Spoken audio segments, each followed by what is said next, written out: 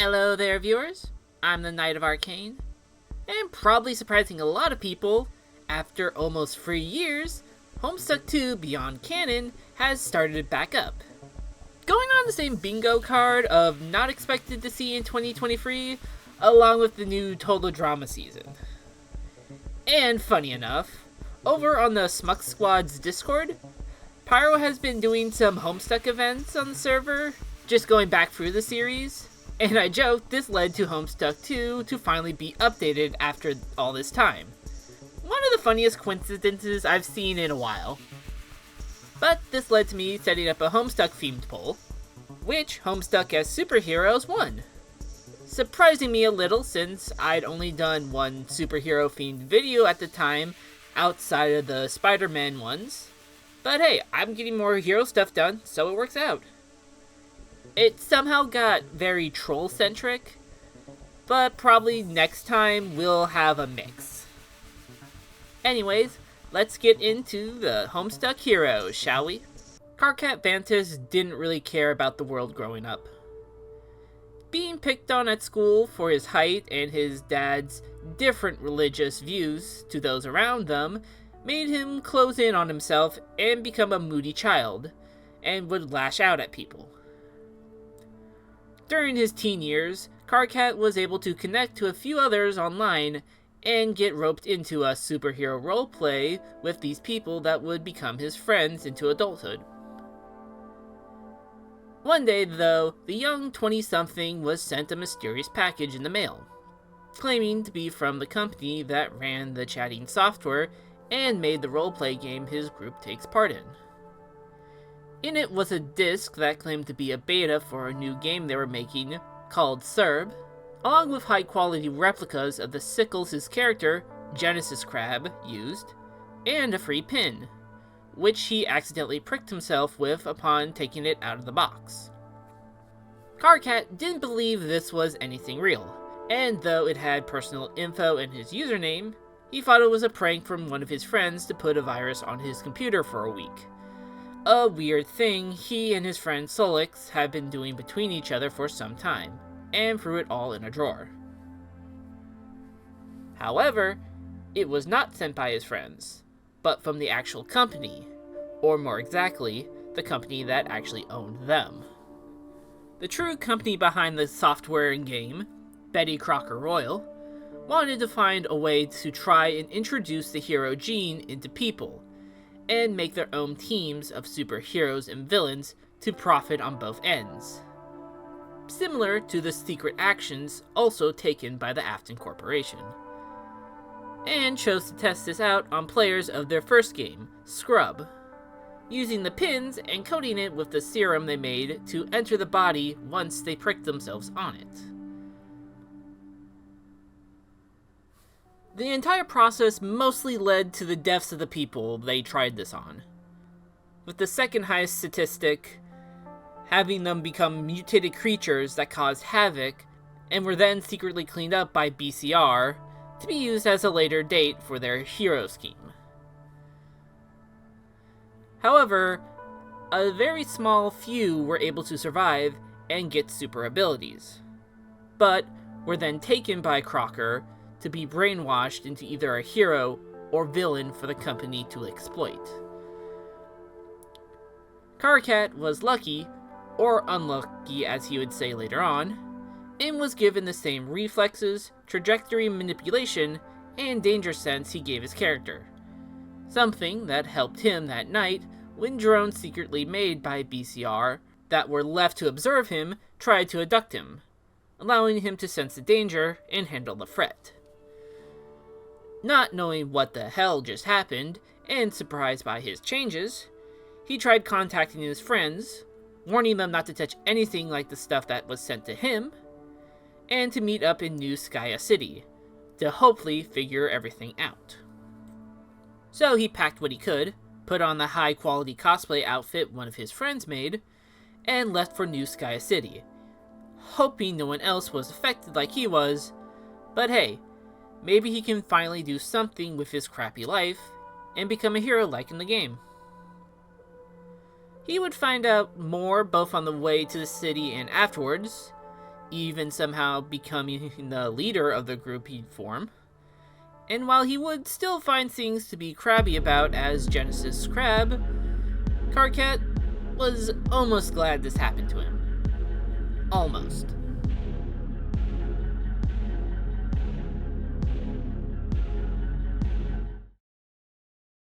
While Karkat had no hero genes in his body, his friend Nepeta did.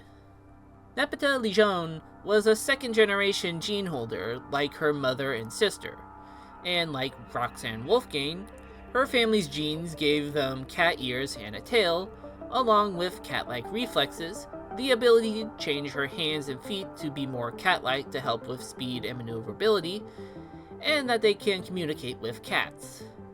But she lived a more isolated life on the outskirts of New Skya City. After her father Leon died not long after she was born, her mother became worried for the safety of her daughters and raised them out in the woods, teaching them how to hunt, live off the land, and use their senses. But this life lacked human connection.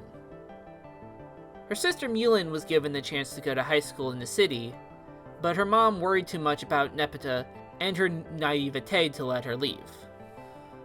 Along with her more cat-like actions and playing, so she kept her homeschooled.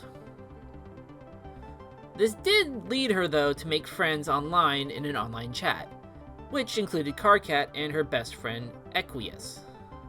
And she went all out in their superhero roleplay, though she was a bit too into it at times, and sometimes acted the same way in general chat, escaping the isolated reality she lived in to be a hero like her mom.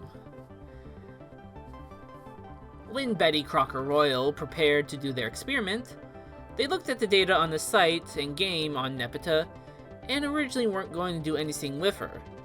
But when they found in private DMs between her and Equius about her hero genes, with him the only one in her friend group that knew, they wanted to see what would happen if they used their serum on someone with the hero gene already activated.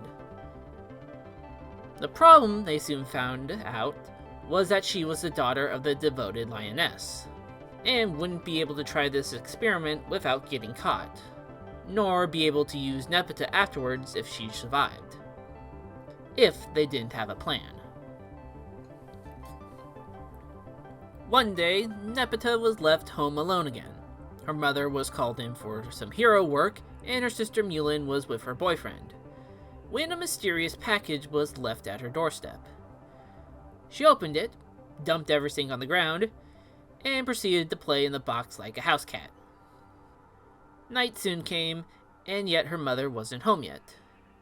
Nepeta assumed she was just running late, and continued her day like normal, until she got a message in her group chat from Karkat about what he'd been through, what the plan was, and to not get pricked by the pin.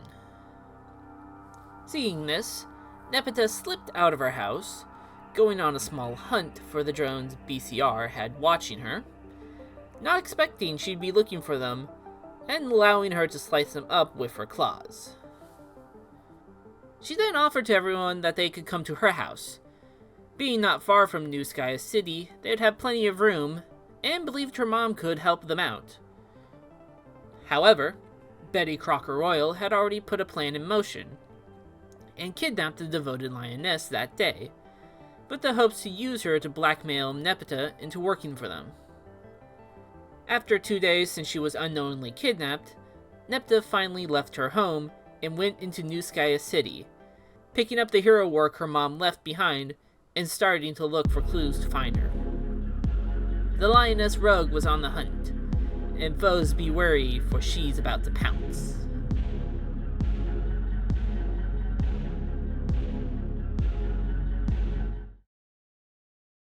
Quick reminder, I have a Patreon set up. It's one of the best ways to help support the channel and our series. As a patron, you get access to monthly character and scene polls, early access to other content, and multiple art-related rewards starting with character headshots. Along with that, the more patrons we have, the closer we get to the Patreon video goals we have. So if you can, head over to our Patreon and become a patron today starting at $3 a month. Every little bit helps. Anyways, now back to the Homestuck heroes. Magic is seen as both a blessing and a curse on what it allows people to do and see. And none know this more than Aradia Megiddo. Ever since she was young, Aradia could hear the whispers of the dead, always cryptic and always warning of things to happen.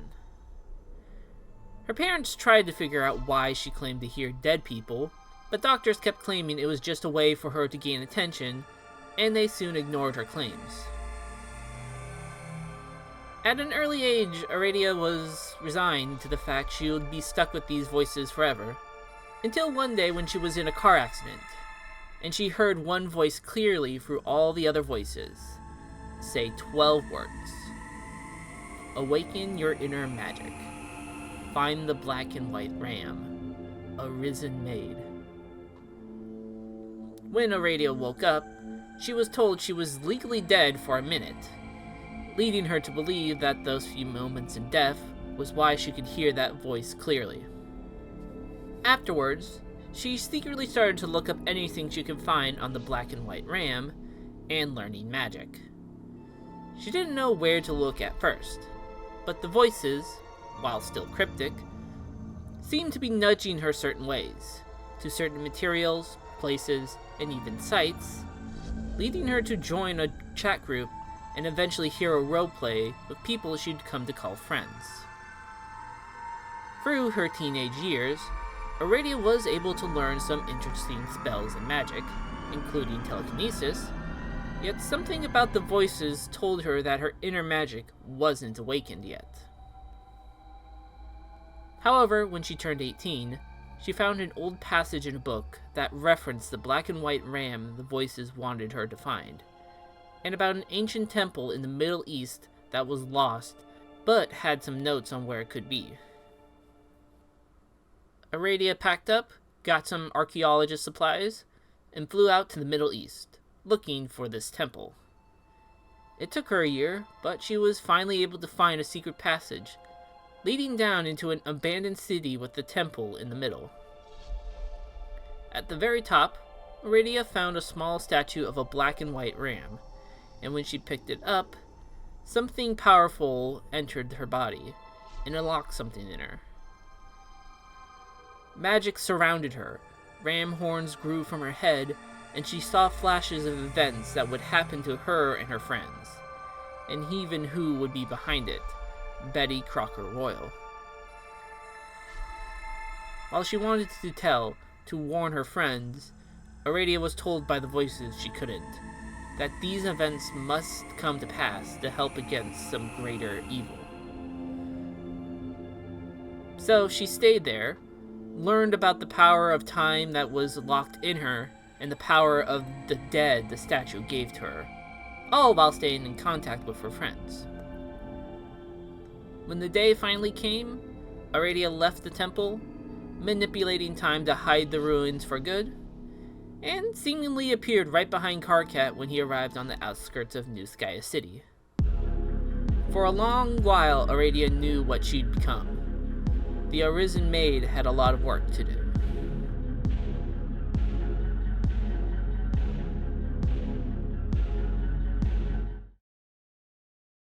Eridan Ampora never knew his father, who only left him and his brother Kronos with his wealth, a nice home to live in, and his aquatic genes. It's believed that their father was from some aquatic race that lived somewhere in the Mediterranean Sea between Italy and Greece. Though how he got to California to have and abandon the two Ampora siblings there is anyone's guess. However, this wealth from his father and believing his aquatic genes made him above the common humans gave Eridan a huge ego, which he exemplified by dressing flamboyantly and being overly theatrical. As such, he really didn't have any friends, and only talked with his brother and the automotive servants of their home. So he kept to himself, researched magic to prove it didn't exist, failing that and finding proof multiple times it existed, tried to claim online it's just science, wrote some first drafts for some science wizard books, and got kicked out of multiple groups and fandoms online until finding a group that somehow tolerated him. Aridin chatted with them, and while claiming he had no interest in it, secretly was eager to join their superhero roleplay. During all this, Aridin wanted to prove that magic wasn't special, that anyone could do it, and looked into finding a way to make magic through science. From talking with Aradia and observing reports on known magic using superheroes, he had the data he needed to make a wand for himself, and added in some data from an old relic his father left to see what would happen. Apparently, it was some ancient weapon from the aquatic race he's from that was a blend of magic and science, which gave Aridin's wand actual magic, though he'll still claim it's only science-based magic. Unlike the rest of his friends, Aridin never got a package secretly from Betty Crocker Royal, as they saw him to be too annoying and a liability to try and use in their schemes, even if they found his genetics to be interesting and were able to link him to the notorious sea criminal Dulskar. So when Karkat warned the group about what happened to him, Aridin waited for his own package, hoping to claim whatever powers they tried to give him would only make him even more powerful. And he waited, and waited, until 3 days passed and nothing showed up. Angered, Aridin grabbed his science wand and ridiculous costume he made himself and headed for New Skya City. To prove to these villains you don't mess with Aridin, no, the Prince of Waves. And yes, that's the hero name he went with. Remember, huge ego.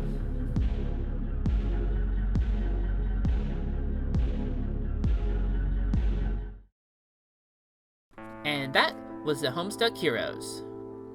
This was a fun video to do and work on, with some challenges on how to design the different hero costumes, but I think they came out good. But what did you think of these four?